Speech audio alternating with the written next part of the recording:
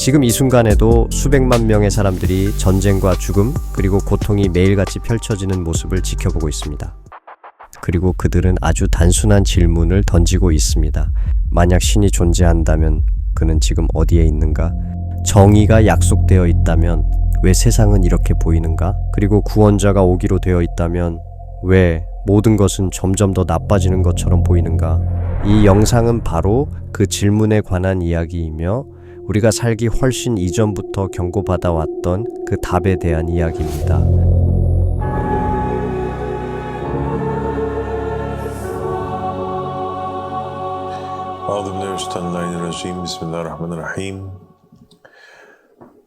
اللهم صل على محمد وآل محمد الإمام المهديين وسلم تسليما. السلام عليكم ورحمة الله وبركاته. وعليكم السلام ورحمة الله وبركاته. So, as the world is becoming darker and more violent, and as the suffering is increasing, and images and news, clips of fathers and mothers carrying their infant children that are dead, as more and more orphans survive in this world, as their parents have been slaughtered, as the death toll and the war drums as the death toll begins to rise and the war drums begin to beat in more and more countries. Now we have Ukraine and Russia has been at war with one another for quite a long time. Yep. And now we have the Palestinian-Israeli conflict, and it's seeming that there's seemingly no end in sight, with more and more countries threatening to become involved. As the world stands at the brink of World War III, a nuclear world war that could cause the species to go extinct, people are wondering, and they ask, where is God from all of this? Why isn't God speaking?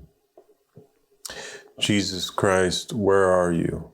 Imam al-Mahdi, where are you? Why don't they come forward and do something in order to save people? And I think that this question that I have heard and received from many people is not a new question, and it's been a question that was asked to the prophets and the messengers and the imams when they spoke about the end times and what was going to happen in this day and age that we're living in today.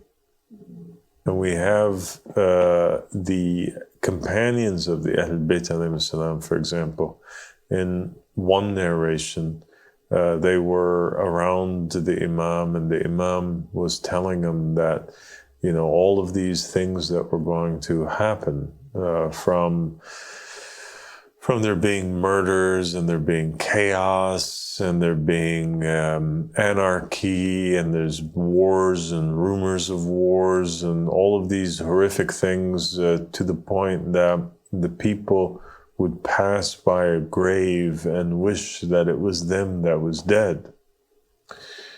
And then the companions would ask about the divine just state, and they would ask about the Mahdi. And the answer would be given to them that this matter that your necks are reaching out to, this thing that you are looking forward to, will not be until 2/3 of the people perish. Wow. And then the companions said, 2/3 of the people perish? Well, then what will remain after that? And the Imam responds and says, will you not be pleased to know that you will be from the remaining third? And so we get from this answer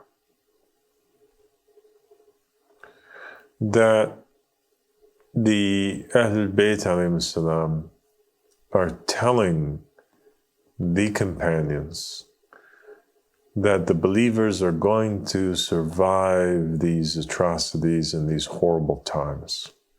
Okay.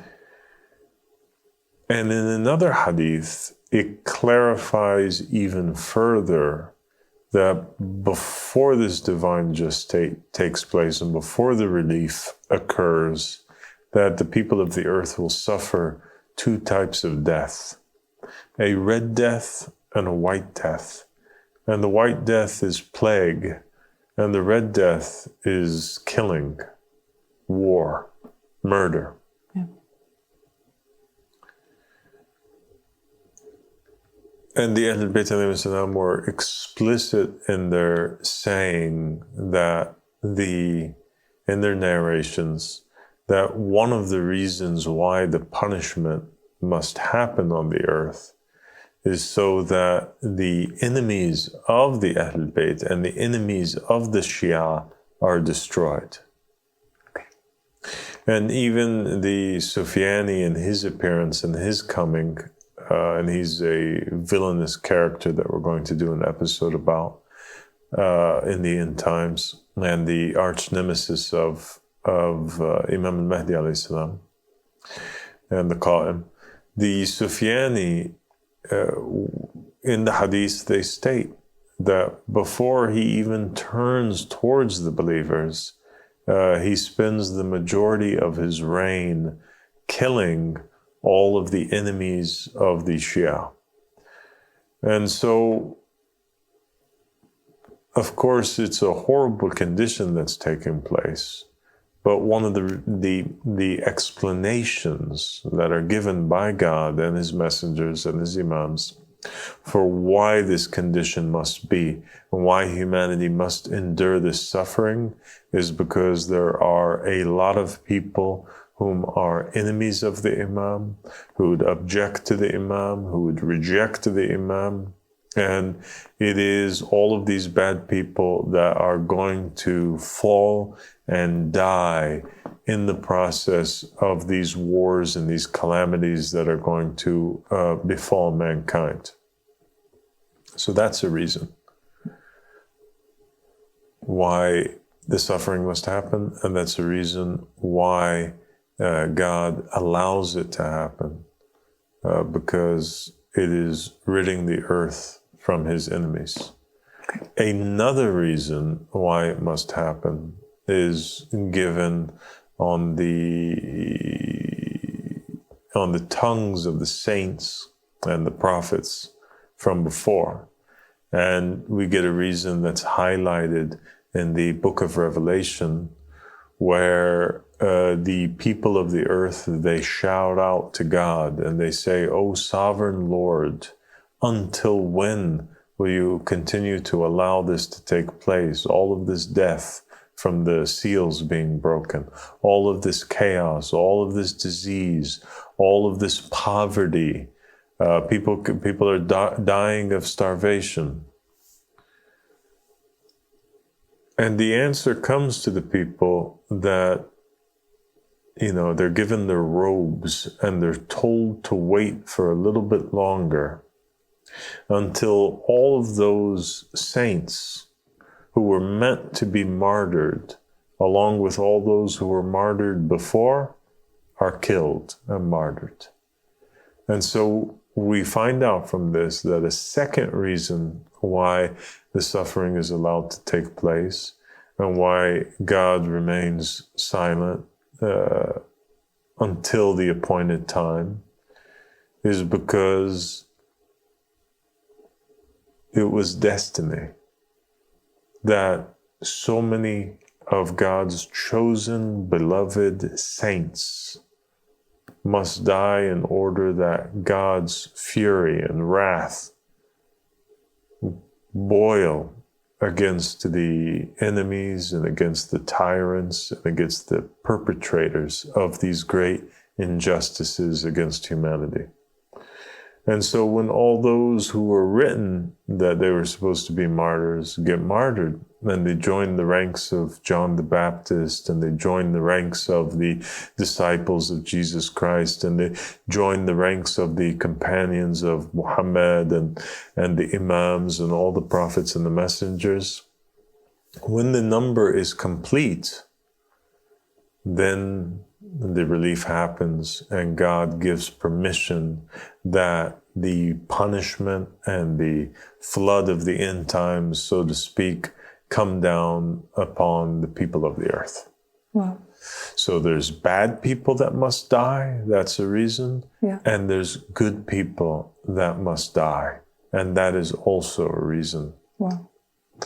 And the third and final reason why all of this is allowed to take place is because the narrations state that the condition of the people today is the same as it was in the time of the days of Noah. And this comparison is drawn in the hadiths and also in the Bible, the New Testament. And when we look at the condition of the people in the time of Noah, they were getting married, they were having festivities, they were working and gathering money, but they were also described as a people that would pull their shirts over their faces in order to ignore the message of the messenger. And they would put their fingers in their ear to block themselves from hearing the messenger. And they were people that mocked the messenger and abused the messenger and said that you are just a people, you're just a man who's followed by, the lowest in society. Why would we follow you? And so it necessitates that God allows man to have a taste of that which his arms and his hands put forward, so that man be brought to his knees and people be put in a state where they are crying out to God and crying out to the heavens, all of them asking that God sends a relief, that God sends the Mahdi, that God sends Jesus. Every nation crying that God sends their Savior. And it's at that point, after the evil are gone, and after those who are at the highest levels of faith are also martyred and gone, and the rest of the people are brought down to their knees and humbled and have lost faith in every other system and every other ruler except for the ruler that's chosen by God, it is at that point that the relief happens. And so really, Allah subhanahu wa ta'ala does not change what is with the people until they change what is with their own selves. And so it's up to humanity when they can stop the suffering, or when the suffering stops, it's up to them. It's in their hands. It is them that are experiencing not evil that's come down from God. It's only God allowing the evil that man has brought forth to fall down upon their own selves. Wow. They're the ones who elected these people. They're the ones who are paying the taxes to these people. They're the ones that are wearing the uniforms and going out to serve these people that are not appointed by God in these governments. They're the ones that are clapping and being rallied up at rallies and voting and electing madmen that are destroying the planet and that are killing everything that's good on it. I mean, it's very clear. It's very clear that is indeed what is taking place. And we have these warnings that you brought up that were mentioned in the scriptures, not to be like the people in the time of Noah who were just going about their worldly life and who were ignoring the imam of their time and rejecting him and choosing to do their own thing. And clearly that's what's going on in the world today. And that is the root of the suffering. That's why these atrocities are taking place on the earth right now. And I really appreciate your answer, because this is certainly a question that many people have. And it's clear what is the cause of the suffering, and it's also clear, what is the solution, and how people can turn towards God and be saved. Thank you so much, Tiffany. Thank you so much for having me here.